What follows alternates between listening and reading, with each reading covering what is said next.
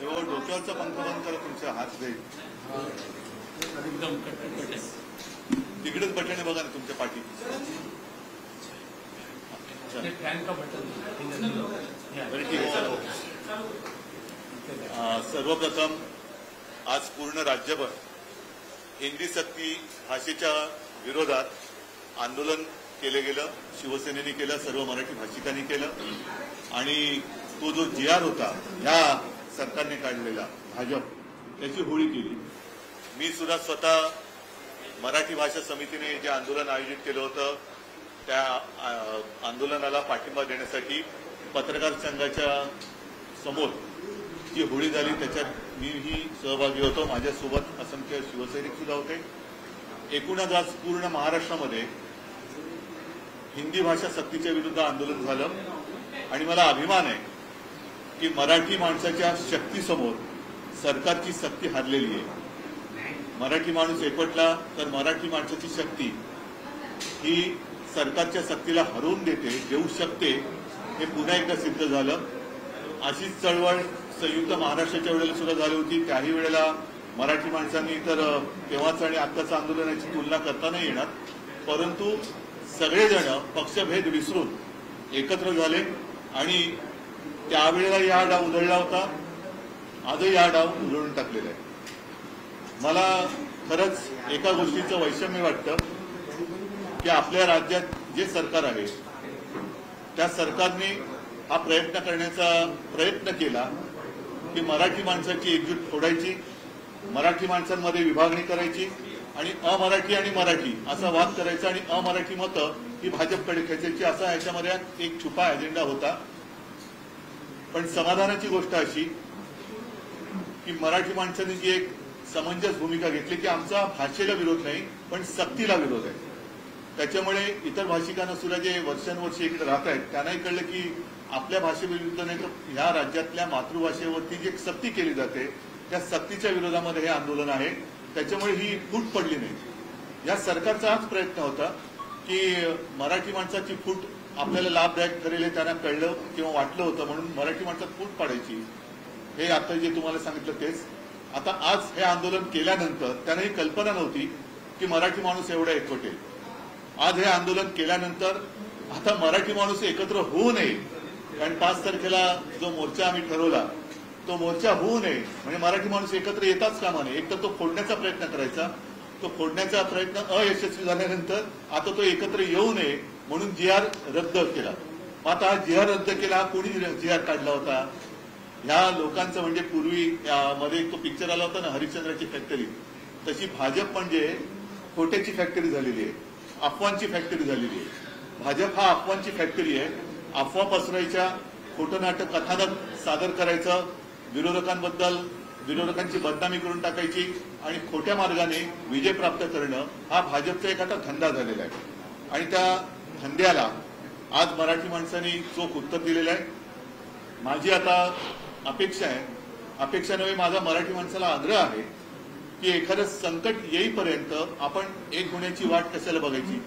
एक संकट जे येऊ घातलं होतं, उंबरठ्यावरती होतं, आपण नुसतं एकवटतोय हे बघितल्यानंतर या संकटाला माघारी जावं लागलं. म्हणून ही जी काय आता जाग आलेली आहे ही जाग आपल्याला कायम ठेवावी लागेल.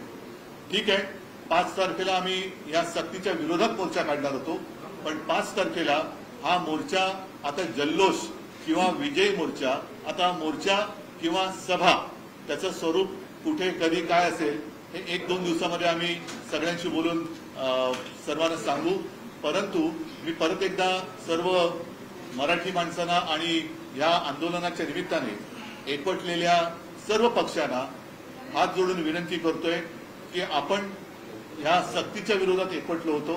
ही सक्ती तर आता मागे घ्यायला लावलेली आहे, तरी देखील 5 तारखेला आपण मोर्चा काढायचा, सभा घ्यायची, कुठे घ्यायची, कधी घ्यायची, कसा मोर्चा काढायचा, हा सगळा कार्यक्रम 1-2 दिवसामध्ये सगळ्यांशी बोलून मी ठरवेन. म्हणजे सगळ्यांनी ठरवावा, सगळ्यांनी याच्यामध्ये सहभागी व्हावं ही मी त्या सगळ्यांना ज्यांनी आज याच्यात सहभाग घेतला होता त्या सगळ्यांना मी विनंती करतोय.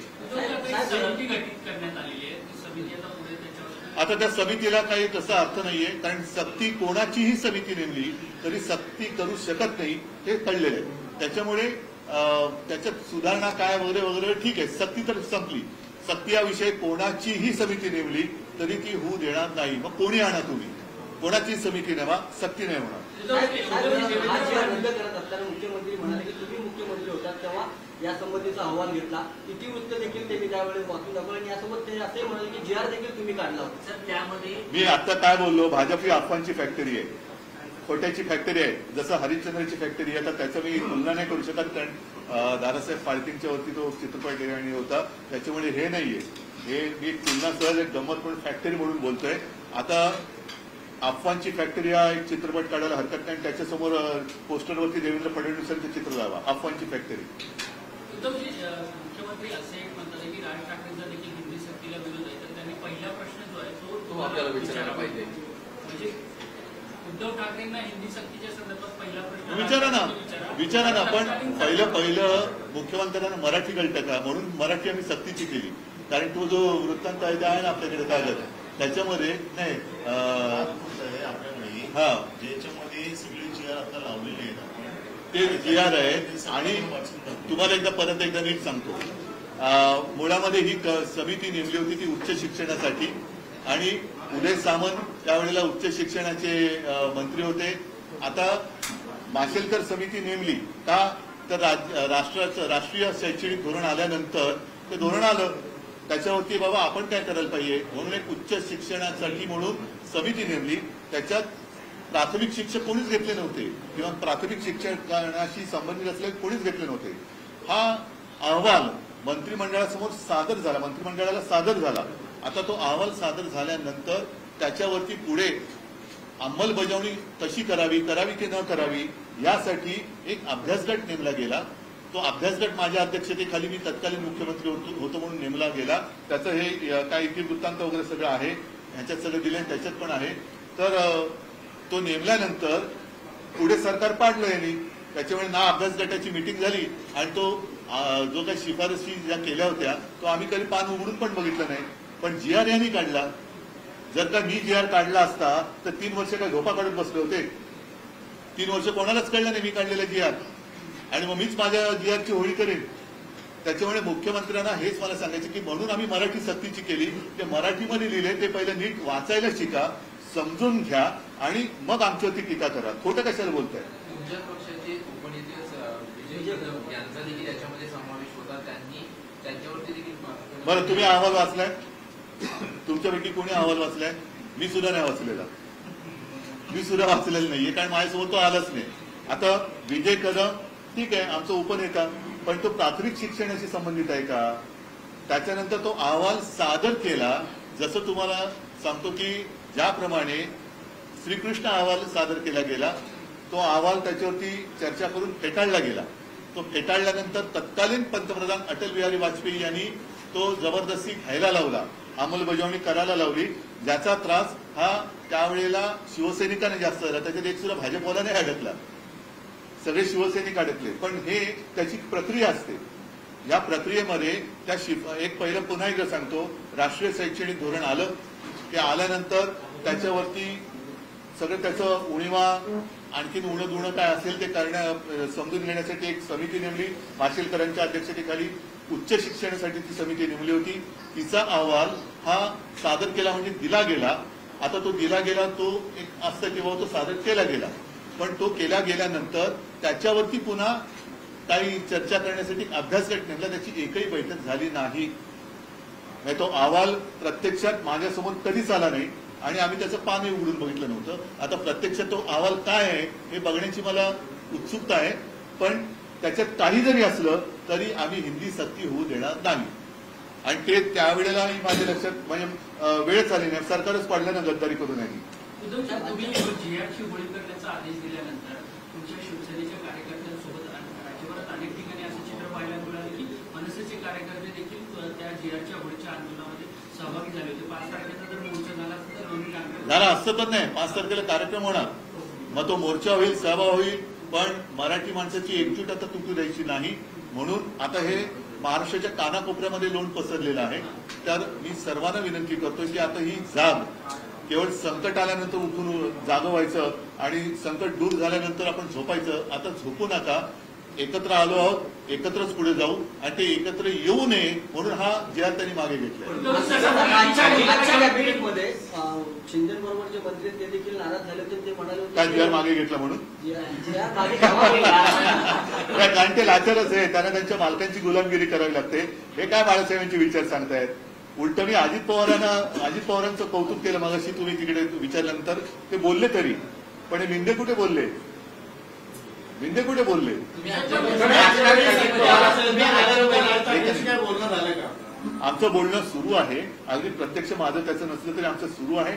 आणि म्हणून सांगतो की 5 तारखेला माझी तर इच्छा आहे की आज जे सहभागी अगदी मराठी भाषा समिती सुद्धा आहे त्यांनी सुद्धा, इतर सुद्धा पक्ष अगदी मनसेने सुद्धा एकत्रित कार्यक्रम आपला हा व्हायलाच पाहिजे 5 तारखेला, अशी माझी आग्रहाची विनंती. आणि आम्ही तो कार्यक्रम एकत्र आला मनसे असतील किंवा आपला पक्ष असेल, जसा या मुद्द्याला घेऊन आला ना, हा मुद्दा तरीच नाही, तसं पुढे देखील असं एकत्रित पाहायला मिळेल का? राज्यभरातल्या जनतेला याची खास करून मी परत सांगतो की एखादं संकट आल्यानंतर आपण एकत्र येण्यापेक्षा आपण एकत्र आलो तर संकट येणार नाही, ही माझी धारणा आहे. एकत्र येईल, ठाकरे ब्रँड 5 तारखेला एकत्र येईल हे कुठेतरी त्यांना वाटलं असेल, म्हणून हे मुख्य कारण आहे. नक्कीच आहे ना. म्हणजे मी तुम्हाला परत एकदा हे करतो, पुनरुच्चार करतो की पहिलं त्यांचा हा अत्यंत कुटील डाव होता की मराठी अमराठी विभागणी करायची, मराठी माणसांमध्ये फूट पाडायची आणि आपली पोळी भाजायची. आता तो डाव अयशस्वी झाला. मग आता मराठी एकत्र येऊ नये म्हणून हा जी आर मागे घेतलाय. नाहीतर एवढा हट्ट करण्याची त्यांना गरजच नव्हती. आपण पाहिलं हिंदू हृदय सम्राट बाळासाहेब ठाकरे ज्यावेळेस होते त्यावेळेस देखील असा छुपा अजेंडा हिंदीचा लादण्यात येत होता, पण बाळासाहेब ठाकरेंनी नेहमी तो हाणून पाडला. यावेळेस देखील आपण हाणून पाडला, तर तेव्हापासून सुरुवात ही आहे आणि खऱ्या अर्थाने आज यशस्वी आपल्याला मिळालंय काय? बघा, मी तुम्हाला एक सांगतो की परत एकदा सांगतो, आमचा हिंदी भाषेला म्हणून विरोध नाही, परंतु आपल्या देशामध्ये भाषावर प्रांतरचना झाली. प्रत्येक प्रांताची एक भाषा आहे. त्या भाषाच्या किंवा प्रांताच्या अनुसार तिथली जी मातृभाषा आहे तिला सर्वोच्च मान हा त्या प्रांतात दिलाच पाहिजे.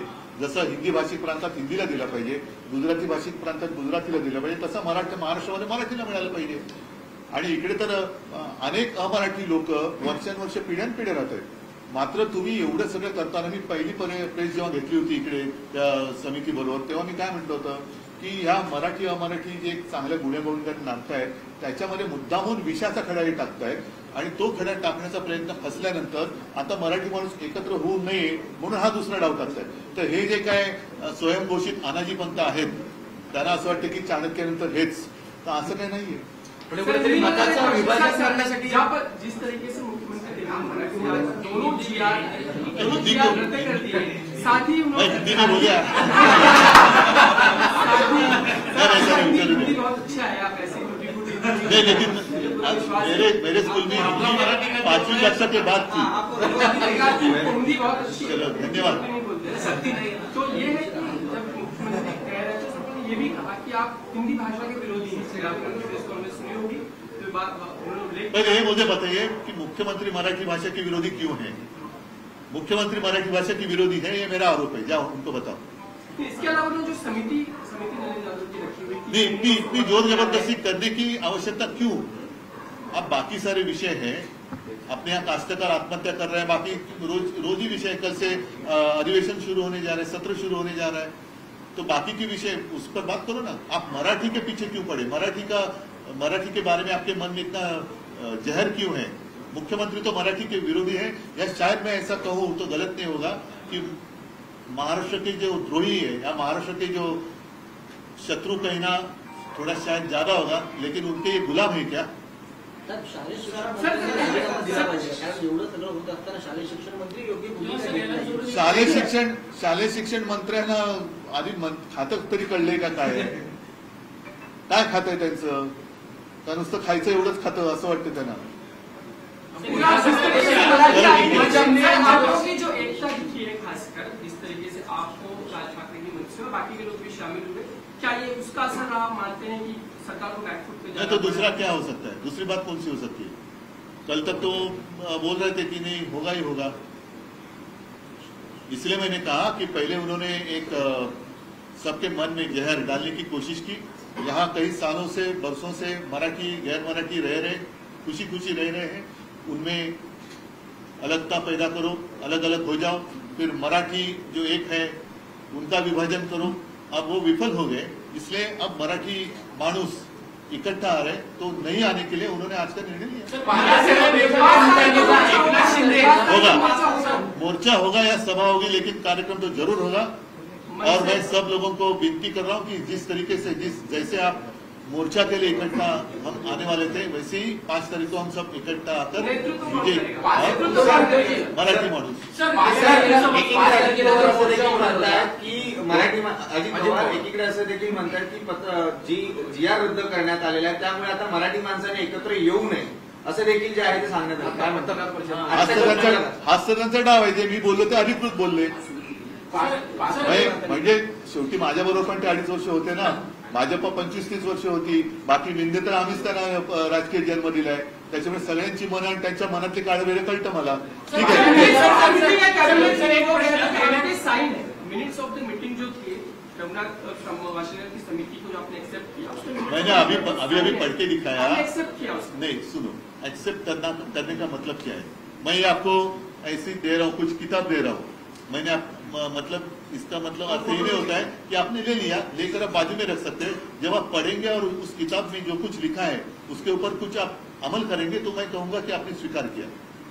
ये बात सच है कि जब राष्ट्रीय शिक्षा धोरण उसका नीति उसका अहवाल आया था, रिपोर्ट आया था, तो उसके ऊपर विचार विमर्श करने के लिए हमने एक कमेटी का गठन किया था डॉक्टर मशेलकर के अध्यक्षता के अंदर। उन्होंने कुछ उनके ऑब्जर्वेशन वो दिए थे, और वो तो एक तरीका होता है कि कमेटी होती है, वो रिपोर्ट देती है, और उस रिपोर्ट के ऊपर उसके ऊपर अमल करने के लिए बाद में जो मैंने उसमें है ना, अभी पढ़ के दिखाया मैंने मराठी में, इसलिए मैंने कहा कि अब मुख्यमंत्री जी को कहिए पहले मराठी पढ़ना सीखिए, मराठी समझना सीखिए, फिर हिंदी आप जाकर सीखो। मैंने उसके ऊपर मैंने एक अभ्यास गट उसकी स्थापना की थी, लेकिन उसकी कभी मीटिंग हुई नहीं क्योंकि उन्होंने सरकार गिरा दी। गेल्या काही दिवसांमध्ये वेगवेगळी प्रकरणं विषय समोर येतात आहे, आणि आता हिंदी सक्तीचा मुद्दा, यामध्ये एकनाथ शिंदेच्या शिवसेनेची कोणती होताना किंवा माहितीमध्ये कोणती नाही, ते संपले, त्यांना काही विचारधारा नाही, त्यांना बाळासाहेबांची विचार सगळं थोतांडी आता त्यांना कळलेलं आहे। कारण जो माणूस मराठीवरती अन्याय होताना आपल्या गाडीतून तोंडातून शब्द काढू शकत नाही, तो काय करणार? चला, धन्यवाद सगळ्यांना, जय हिंद, जय महाराष्ट्र।